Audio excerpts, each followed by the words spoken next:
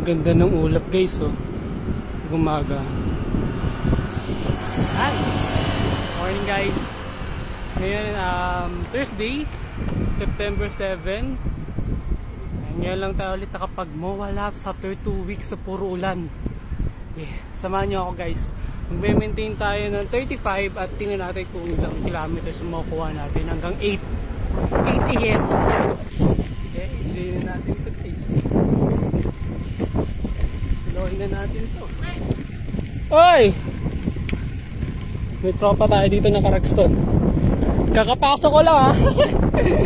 Kayo na ka pa? Ha? Kayo na ka pa? Oo. Ay, saka ba? Ayan. Si Carl. Naka-Rexton din yan. 7,000 no? 3,000. Pero naka 105. Kinargahan guys. Wala ma, ulugi ka doon. Ano yun eh? Nag-o-odax. Yan, shoutout sa mga nag-o-odax dyan ha. Napakalakas nyo. Nakadikit lang ako, puta kalas talaga. Pinagbigyan ka no? Pinagbigyan ka na mabilis. Pinagbigyan na mabilis guys. Yan. Muntik na sa muka. Charot. Dito lang tayo ng mga ano 30. Charot. 30 lang guys. Para medyo mahaba yung ano natin. Laps. 7 o'clock. 7 a.m. na guys. May isang oras na lang tayo dito sa MOA. Grabe ba? Ayan, check natin yung stats. Takbo natin, mga nasa 23 lang. Disco po. Disco oh. Diba? Pag disco guys sa MOA. Yan, check natin yung stats. 57.18 yung total kilometers na nabiyahe natin ngayon, tatakbo natin. Tapos average natin is 31, maximum 50. Yan guys. Whew! Grabe ba kaingay ang habsa. Ganda ng ano, S-Works guys. Yun, S-Works ni sir. Woo! Finally nakapag-MOA laps na rin after ng mga sunod-sunod na bagyo.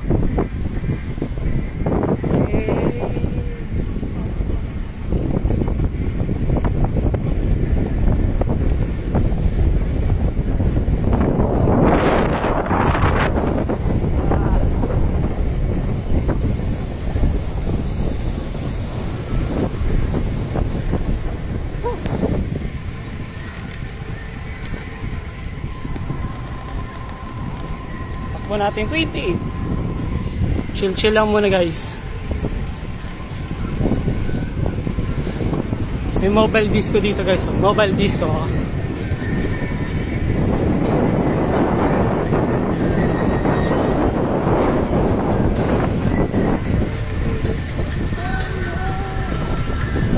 Pinarello F10.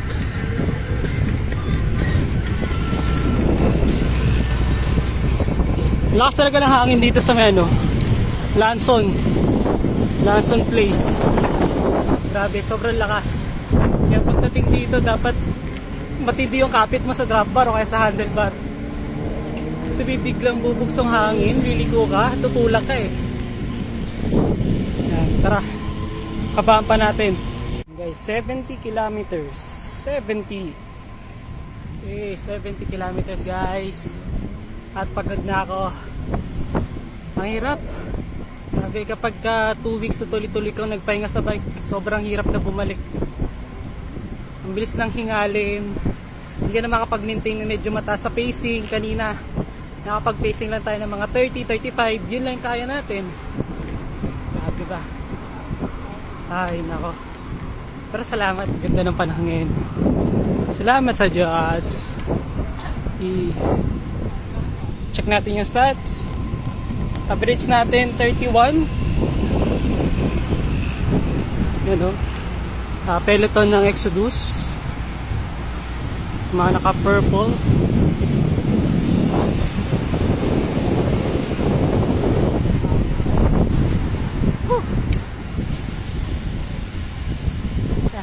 Ito, check natin yung stats. 50 yung maximum speed. Oras natin 7:27. Moving time natin 2 hours and 14 minutes. Grabe guys. Ganda lang init dito. Okay.